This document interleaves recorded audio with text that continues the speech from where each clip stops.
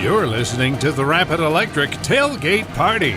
Let's join Monty Walker with the Rock Hill Investments Coach's Corner with Bulldogs head coach Jake Smith. Coach, for the second straight year, Howe outgained Leonard in yards but lost on the scoreboard. Usually that equates to turnovers being a part of the story. Yep, it's another week that we're talking about how we were able to establish the run. We felt really good about that. We're getting more creative in ways in who we can get the ball to and how we can get the ball to them. But the unfortunate part is after an explosive play, here we are again turning the ball over, and we're getting really creative on how we can work that in practice, and unfortunately we're just not doing it. But at the end of the day, we can always say that the kids have to do it. But my response to the staff on Saturdays and Sundays is, well, how can we practice it differently? What can we do differently? What drill can we do? How can we hold them accountable to where the kids are possessing the football? And we're going to continue to do that until we can figure it out. But it's unfortunate that, we are running the ball so well right now, and we're just not able to punch that thing in when, I think we're in the red zone 3 or 4 times and we came away with no points. So that's pretty frustrating. Quarterback Jacoby LeCook from Leonard will graduate this year, thankfully. I might even attend their graduation just to make sure he does. How special is he? Very special. When I was talking to Justin Dozier before the game, I shook his hand and I asked him, well, what was it like or what's it like to coach the best quarterback in district? And he kind of just laughed and he said, yeah, kid's pretty special. And when he took the job, he was just an 8th grader that spring. And that's when he decided, hey, I probably got to build this whole program around that kid because he's a hard worker. And I feel like we got some kids like that too that are really hard workers, and we've got some special kids we're able to build our program around. So I really feel good about what we have going on here in Howe, but I am pretty excited that Jacoby LeCook is graduating. Offensively, you talked about this a little bit earlier, but your team continues to be able to run the football almost at will very effectively. Yeah, we're having to get really creative every single week, and a lot of that's out of necessity because of what we have or what we've had to deal with throughout the week, Monday through Thursday. Various things happen that we don't typically talk about publicly, but offensive staff is doing a really good job. Coach Cromwell is doing a great job getting those kids playing really hard and trying to play nasty. We want them to almost be choir boys when we're in school, but when you cross those white lines, you got to flip a switch and kind of be a villain. And even Miss Doty over there at admin building, whenever I go over there to turn in some time slips and stuff like that, even she's got some comments, and that's where I guess there's like a hashtag bring back Mrs. Doty going around. I don't know if that's because she knows how to call plays or coach offensive line, but when Miss Doty's out there complimenting the offensive line, you feel pretty good about it. You weren't leaving any cards on the table Friday night. Halfback pass, going forward on 4th down, a quasi onside kick, a swinging gate in the middle of the field. Talk about that.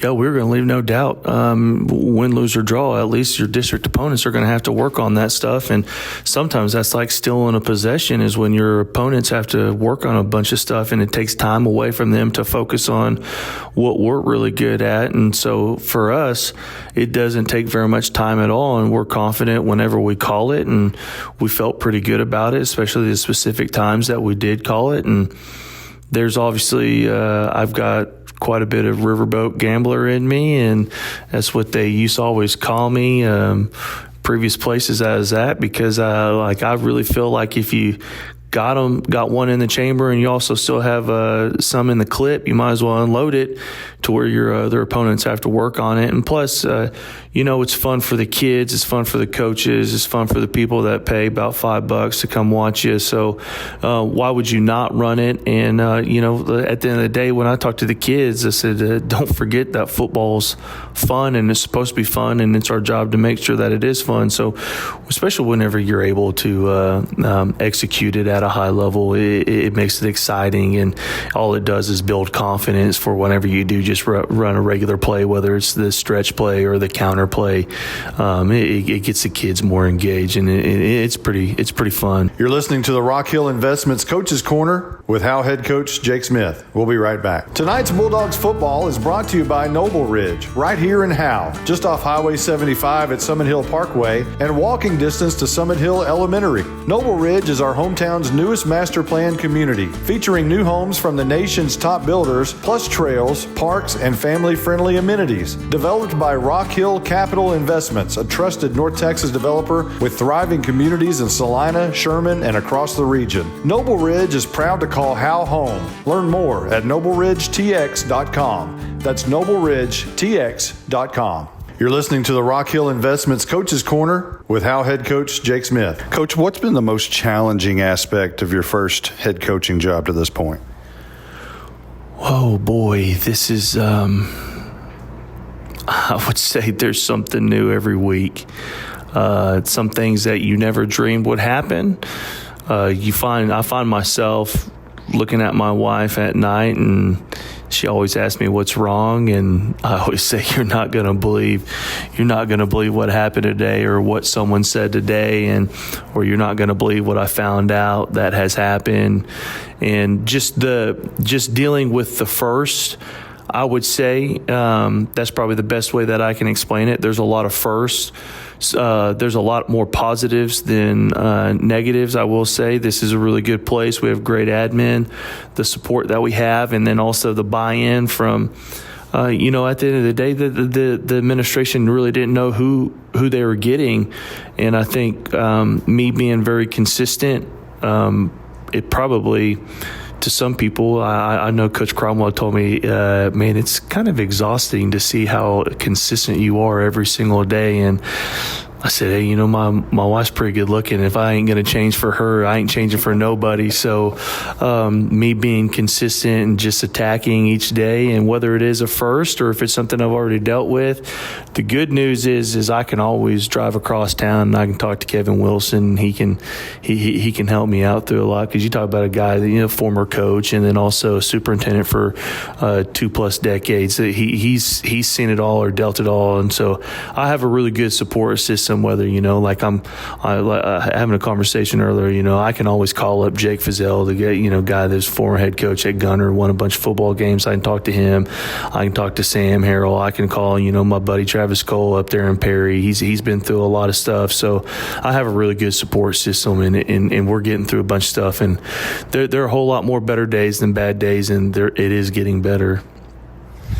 On the football side, the tiebreakers, we were posed with this question a couple of times, and we didn't really know the answer. Sometimes districts, or at least they used to be different. Do points come into play in the tiebreaker after a win or such in district play? There is. It will always go like head, especially, if there's a 3-way tie, it's always going to go head to head. But then when it comes to that, for that 4th place spot, it will come down to points. Each district game that you play, there's a running tally of however many points you've lost by or how many points you won by, and that overall number is tallied up, whether it's positive or negative, and that will come into effect when there is a tie. But it will always come down to head to head. But the last point is the points. And ironically enough, as a player in high school, we did our part. Our head coach at that time, he had just taken over. He said, boys, if you win out, there's a good chance that you can make the playoffs, but it's not promised. And we ended up winning out, and we missed the playoffs by 2 points my senior year. So it is important when you do get in a situation where, you might be in a slugfest like Calsburg and Bells was in last week, where it's just a 3-point differential. it might look like you're trying to run the score up, but sometimes you'll see teams that when the clock is running out, they'll kick a field goal just so you can get extra points, because you never know when the tiebreaker is going to come, and you have to use the point system. So sometimes you got to be ready for that, and you have to answer those hard questions after a football game, but it'll always come down to points when it comes to a district football game. Anyone who knows anything about football in North Texas knows exactly what Bell's plans to do offensively tonight. The hard part is, how do you stop it? Yeah, I don't know if you're going to stop it all the time, but what you got to do is you got to line up right. They're going to break the huddle and sprint to the line of scrimmage really fast. Liberty Hill probably is one of the best at it. I know Del West is really good at it. I actually met Del West whenever he moved to Collinsville and took that job. I was living in Collinsville, and I lived probably like a block and a half away from them. And so our kids were always interacting with each other. And so I actually got to learn the slot T years ago. His first year at Collinsville. So that was really I got to learn about the slot T watching him play. So pretty familiar the way how he operates it. And I had a good friend that he coached in the slot T at Paul Pute when they played Gunner in the state championship, I think in maybe 18 or 19. And so I was able to get on the phone with him and ask him, hey, they're running 234, which is the dive play, and, what gives them fits and things like that. And so being able to reach into my resources all across the state, people that have actually defended the slot T for a while, or people that coached in the slot T, get some answers with that. And then, really what it comes down to is I'm challenging the kids that you've got to take these certain drills that we're going to do each week. And our goal is to only force them to snap the ball 45 times, because we know we're probably only going to get to snap it 40 or 45 times. And so on the flip side, we got to take advantage of that, but we also have to take advantage of our guys just whipping their guys for 45 plays. I've seen teams panic against the slot T and do things they're not accustomed to doing because they don't know when they're going to get the ball back. Creating turnovers this week is almost worth 2 turnovers. Yeah, if there's a week to preach possession of the ball and ball security, it would be this week, because if we turn the ball over, it can be detrimental. And whether it ends up with a punt or a turnover on downs, we have to take care of the ball offensively, and then defensively we have to create turnovers. But more importantly, we have to force punts.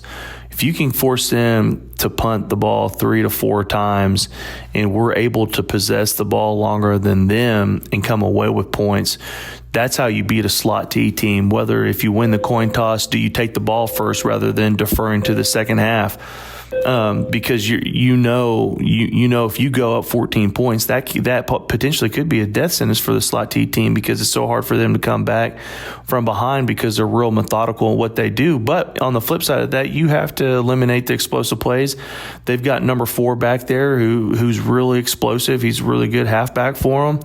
And so being able to just play a physical brand of football and force them to, get bored with what they do, I think it kind of plays into our favor. But we're going to have to force them to punt it 3 to 4 times, and we have to take advantage of it when we have the ball offensively. The Coach's Corner has been brought to you by Rock Hill Investments. You're listening to the Rapid Electric Tailgate Party.